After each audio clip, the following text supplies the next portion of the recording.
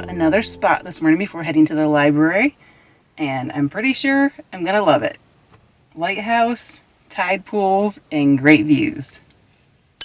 Doesn't get much better than that.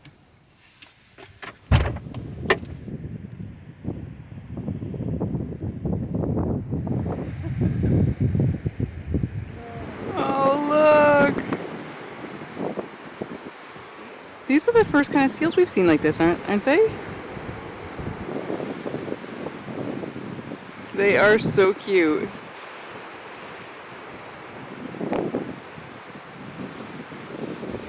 Well, we are off to a great start.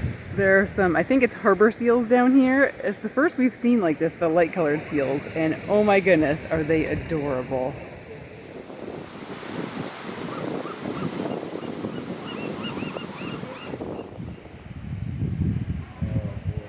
Pretty adorable. I don't know if my footage is any good, but one guy was trying to come up, and the water came up, and he kind of rolled back into the water, and he scooches his way back up. Dang, they're cute. The sea lions? We've seen the sea lions, and I think are there brown colored seals also? Well, yeah, some of those are brown. They have all different. They're white to brown to gray and spotted. We haven't seen any of the light colored like this. Yaquina Head Outstanding Natural Area is a striking stretch of Oregon's central coast known for its towering basalt headland, sweeping ocean views, and rich marine life. The area's exposed coastline and offshore reefs make it one of the area's most scenic and ecologically diverse locations.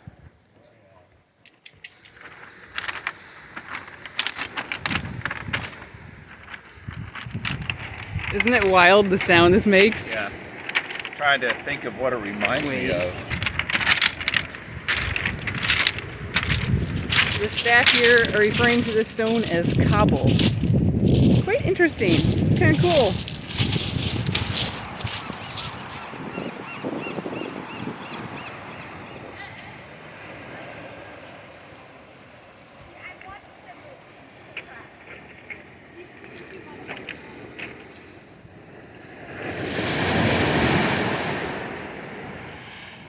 We came to this spot because of its reputation for tide pools. We hadn't been expecting to see seals, and so many of them for sure. What a delightful treat.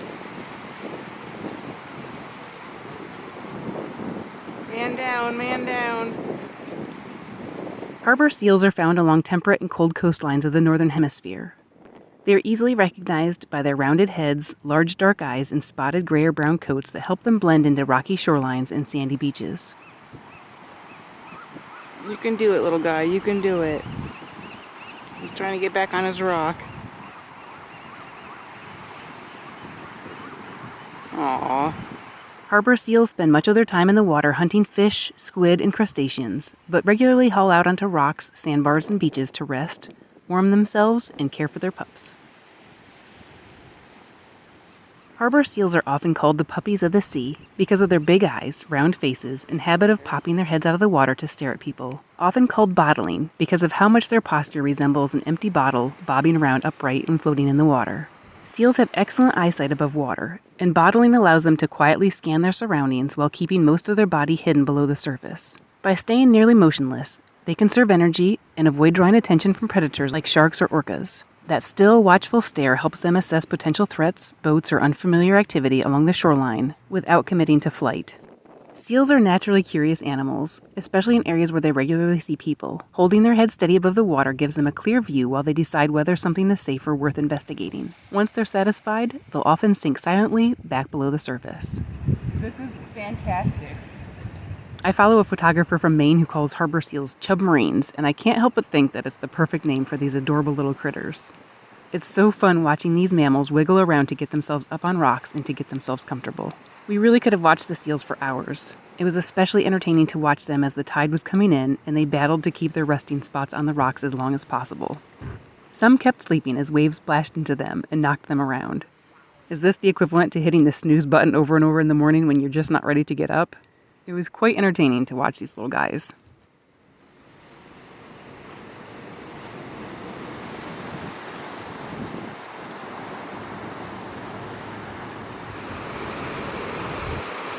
Oh, oh, oh, oh. Oh, there he goes.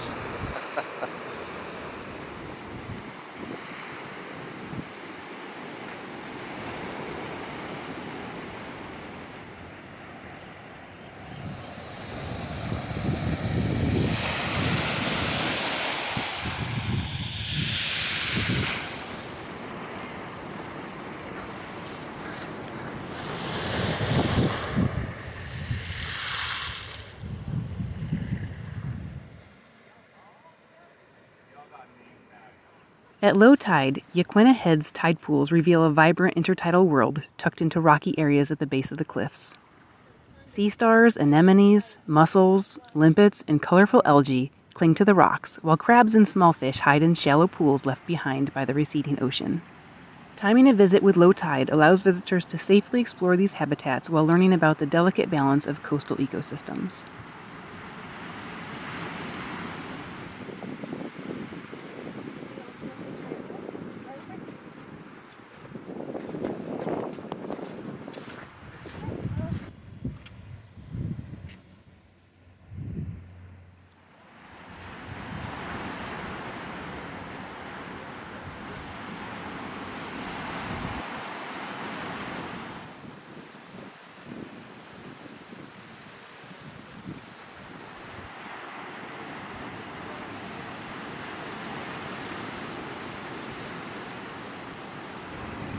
This is absolutely amazing.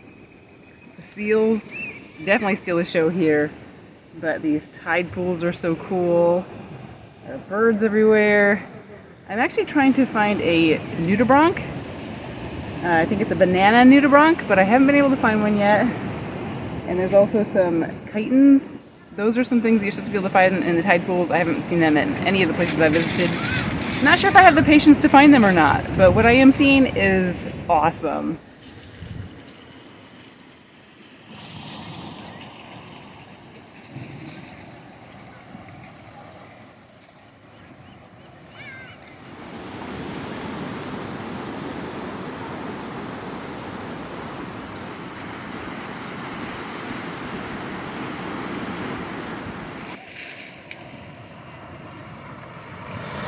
And the tide is coming in.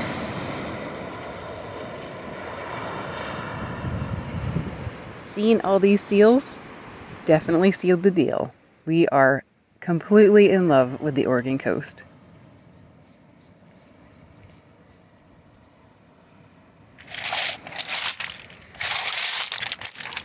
These are like marbles.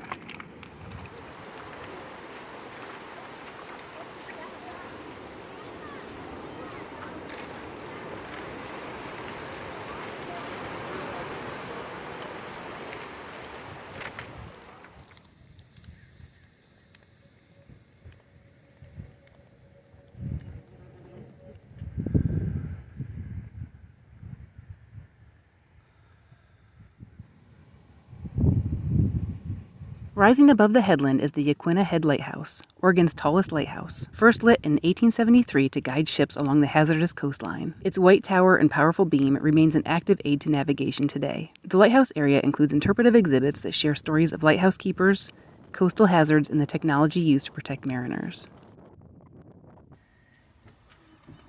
Wow, that was awesome. Oh my goodness. That was very special. Very cool to see the seals and all the other wildlife. Kind of funny, the first seal that we spotted when we were walking in, the tide must be coming in, so he was struggling to stay on his little perch and eventually just gave up. Yeah, the seals were definitely the star of the show today. And as Steve said, the tide was definitely coming in, and it was funny to watch them all, like they're all perched on the rocks and slowly giving up their battle, losing to the tide. They are adorable.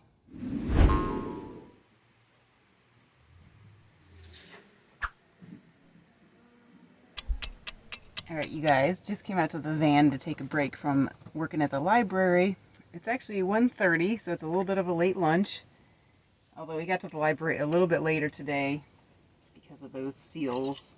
I did not want to leave there. Sometimes when we find an amazing place like that, it's so hard to leave. But we've got real life and work to do, so we headed here. And I am totally swamped with work. And we're also loading our video for today, which typically would be fine because usually internet speeds are okay at a library. Sometimes excellent, sometimes just okay. But today, it is horrible. So it's kind of frustrating because we try to really have our videos load at the same time every Wednesday and Sunday. So it's a little frustrating when that doesn't happen. So I think our video is going to be like maybe an hour or more late today because of the slow internet. Also, I've been reflecting a lot lately because we mentioned in our last video how we had some kind of frustrating, difficult days. And I think it's hard to even say that because with this kind of life and all the amazing things we're seeing, even on those more difficult days, it just seems like, oh, how can I even say that? How can I have a more challenging day? How can things be difficult? But I think it's hard. I've noticed a pattern. This happened in 2023 on our first big trip. It became more difficult at this time of year because this is my busy time with work. So we're trying to sightsee and we're trying to balance that with work. And I think it's also tough because we're not working in our own like comfortable space. We're working in libraries or Paneras and there's challenges. I used to be like the Energizer Bunny. That's what we used to joke around. Steve would call me that because I could just work and during my busy season, like I could get up in the morning and work till I went to bed at night. No problem. And I don't know if that's changed because I'm older. Maybe it's because of the setting and being in these different places and having the challenges. And then also maybe because it is actually more tiring traveling full time. I feel like it can be more tiring because we're always planning, always figuring out what we're doing, always also trying to sightsee. And I think it's possible to be overstimulated by all of that. Like there's just so much going on all the time. So I think it can be exhausting. So at this time of the year, fall specifically, it definitely can be more challenging. So we just try to work on finding balance. We accept that there's days that aren't as good because of weather. I mean, weather can be complicating because, you plan your travels and we expect to be in one area for a certain amount of time. But then if the weather's crappy, we have to decide, oh, are we going to stay here longer in order to enjoy some of the things here? Or are we just going to take it for what it was, realize that the conditions weren't the best, and we're just going to move on and sightsee in the next place? So there's just a lot of figuring to do and kind of just reevaluating expectations and, just making do with how things are. So mornings like today and the other day when we saw the whales, those moments are just so incredible and they just help quite a bit for this whole balancing act in the ups and downs. So again, I don't know. There have been some challenges lately, but just some amazing moments. So right now I'm going to enjoy having some food, go back inside and work, and then we'll figure out what moments we can steal to see more cool things. And another thing that I'm really thankful for is leftovers. I'm really glad to have all this for on the days like this where we're really busy. We don't have to do as much cooking. We can run out here, and I like leftovers cold, so I'm totally thrilled that we have all this Mexican stuff and restocked on some guacamole at Walmart. So I got some good toppings. Yum. Just spreading out a little bit. What are you doing? What are you doing? You little stinker. What are you doing?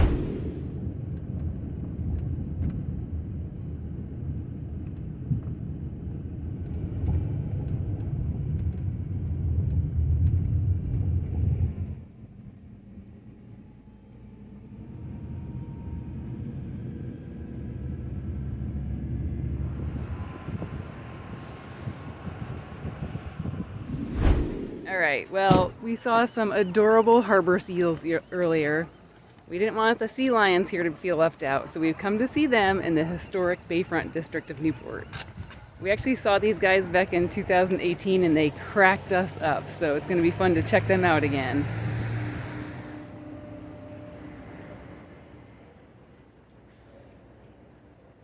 Steve, you ready to see some sea lions? Yep. I think we're getting close.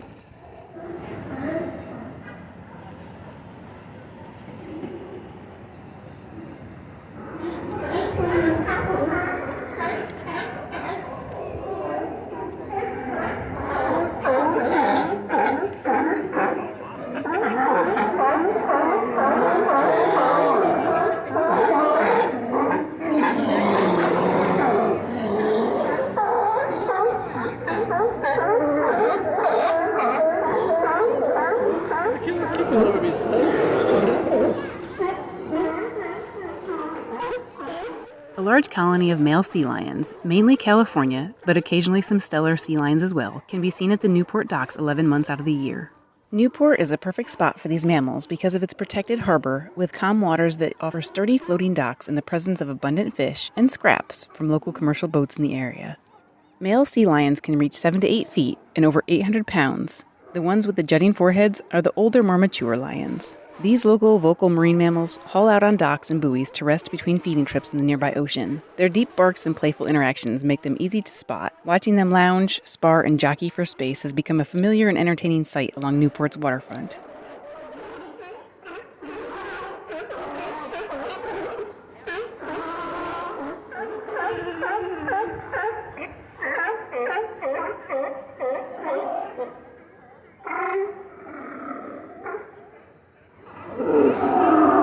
So I think all this fighting has to do with there's not enough space for them all to lay, so a new one jumps up and everybody gets mad and they fight about it. It's like being on a family vacation and fighting over the back seat. These sea lions are powerful swimmers that feed on fish and squid, taking advantage of the productive waters of the central Oregon coast. While they may appear relaxed on land, they are agile and fast in the water, capable of diving deep and traveling long distances in search of food. In coastal harbors like Newport, sea lions can create challenges due to their size, numbers, and behavior around human infrastructure. Large groups hauling out on docks and boats can cause structural damage from their weight and sharp claws, leading to costly repairs. Their loud vocalizations and accumulated waste contribute to noise and odor issues, especially in busy waterfront areas. Sea lions may also compete with commercial and recreational fisheries by feeding on fish near docks, river mouths, and jetties, and they can pose safety risks if people approach too closely.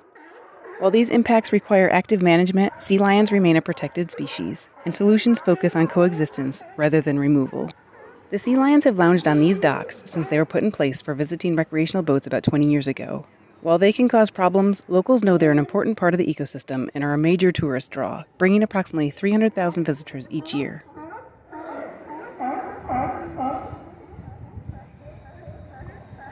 In July, the sea lions migrate to the Channel Islands of Southern California, where the females stay year-round.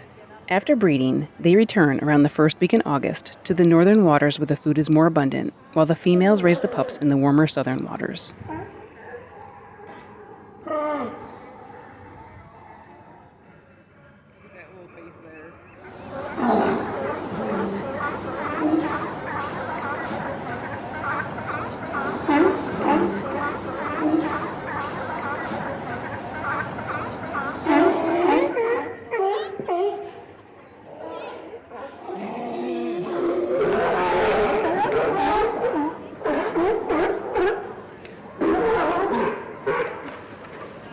He lost.